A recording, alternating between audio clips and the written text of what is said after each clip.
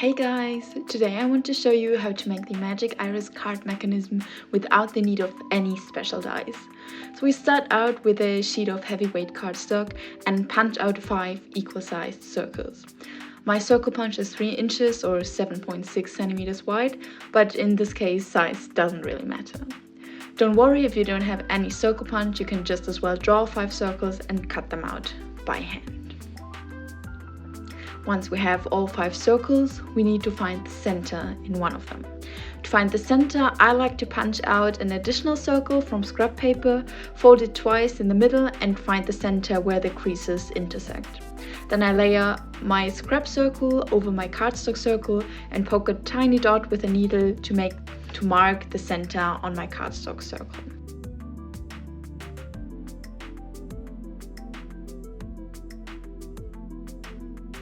Like this. Now that I know my center, I can draw in the diameter of the circle. I use my set square for that cause, because in a moment I'll need the angles that are drawn on the edge of it.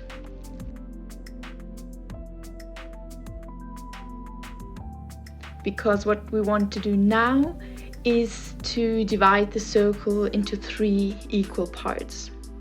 And since a circle has 360 degrees, 1/3 of it is 120 degrees, and with my set square I can easily trace these 120 degrees on my circle and repeat that 2 more times so I have all 3/3 of my circle.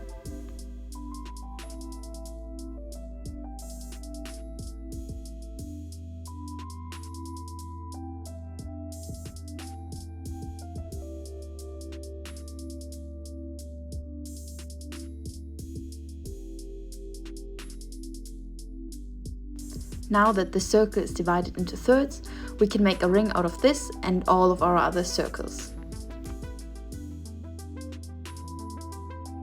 And we do this by cutting out a smaller circle from the center. I used a 1.5 inches or 3.8 centimeter wide circle die for that, but once again you just as well can cut the inner circle out with scissors. Just make sure the ring isn't too narrow. Next, we use our 3/3 marks to place the 3 holes we need for the mechanism. For that, we draw a tiny, slightly curved rectangle over the first mark and make sure that half the rectangle is above and the other half is below the mark, just as I show here. Now we can cut out the tiny square and use it as a template for the other 2 positions to make them all the same.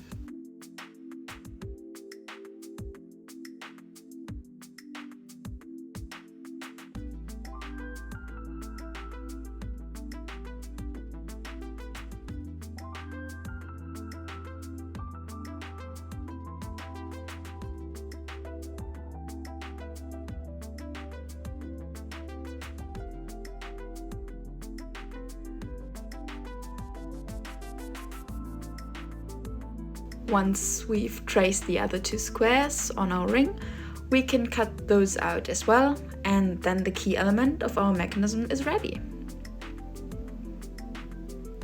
Next, we'll make the shutter part of our iris. Therefore, we place the ring we just made on top of one of the other rings and trace the windows we just made onto the second ring just to mark their positions. And the next part is a little tricky, but if you just keep a few things in mind, you'll be easily able to do it. So the iris shutters have a sausage-like shape. We don't have to worry about the curvature since the ring itself is taking care of that. The shutter piece is a little longer on the inner curve, so we draw an oblique line that starts on the inner edge below the first window mark and crosses the mark at the end of it, on its way to the outer edge. I like to give all corners a rounded shape to give it all a well-rounded look. The top of our shutter piece ends slightly before the end of the next window mark, so we draw kind of a half circle a little below the upper end of the mark, just as I show here. The last part of the shutter piece is a tab, and we add it right where the first window mark intersects with the shutter piece line in a rectangular manner. And that's it. The trickiest part is over. Now we can cut our shutter piece and use it as a template for the other 2 shutters. We can just test if our first shutter piece fits into the windows of our mechanism ring. And yes, it does. Now we can use it as the template.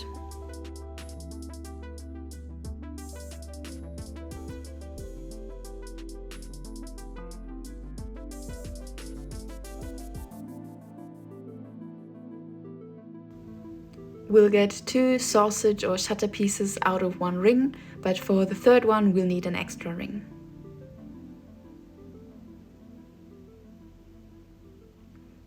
Now we need to mark the positions where we have to add the adhesive later.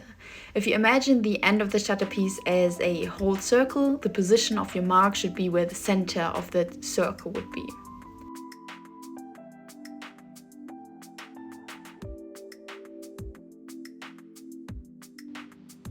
Great! Now we can insert the tabs of our 3 shutter pieces into the windows of our first ring. If all 3 shutter pieces overlay the first ring perfectly, you've done everything right. Now we add some adhesive onto all the 3 glue marks we just made, and I think glue dots work the best as an adhesive.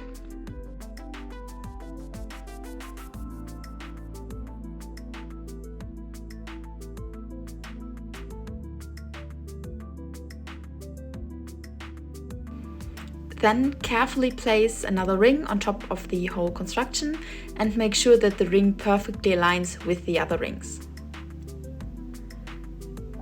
Next, flip the whole construction over. We now need to add some extra tabs to keep the shutter pieces from sliding out of their windows.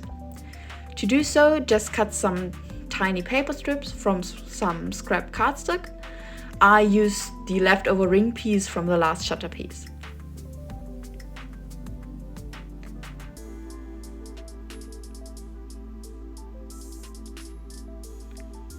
Add a little glue to each tab of the shutter pieces and adhere all the tiny paper strip tabs to the shutter pieces.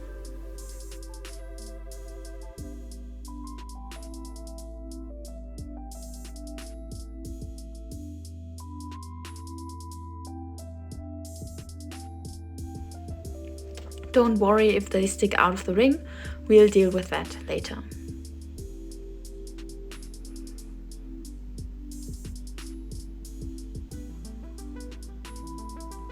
Now we need 3 holder pieces. These are basically 3 paper stripes that are at least 0.3 inches or 1 centimeter wide, and the length depends on the width of your ring. The strips should at least be twice as long as the width of your ring, but you can make them longer and trim off any excess later. I also like to give one end of these stabilizer pieces the curvature of the inner ring, so they all align perfectly with the inner ring, but that's optional.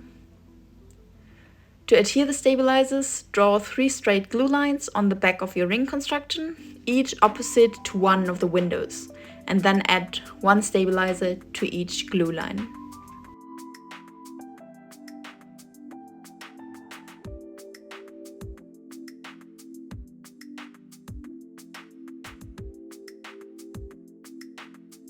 Once all 3 stabilizers are adhered, flip the construction over again to add a handle. For the handle, I just eyeballed a strip of paper that seemed suitable as a handle and rounded the end. Then adhere the handle while the iris is open and position it right next to the stabilizer that points towards you. So together they build kind of a V shape.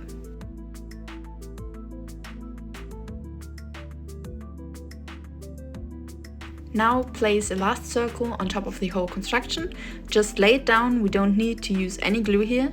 Align it with the other rings and then loosely fold over the 3 stabilizer pieces. Trim the stabilizers so they don't stick out of the inner ring and glue them down.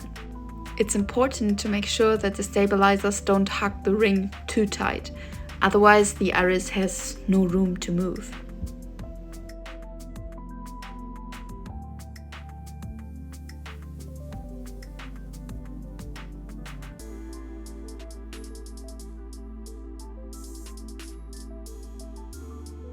Once all 3 stabilizers are glued down, you can test out the iris, and this is my favorite part. I just love to see that the iris works.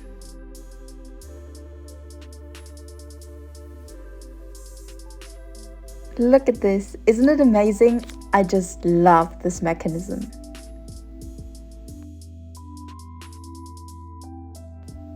The last thing we need to do is to fold over the tabs on the back, so they won't stick out of the ring anymore.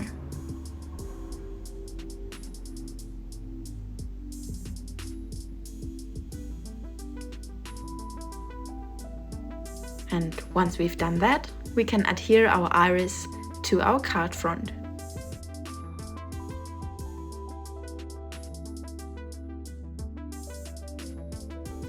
To adhere the iris, we need to make sure that we only put glue on the 3 stabilizers, otherwise the iris can't move.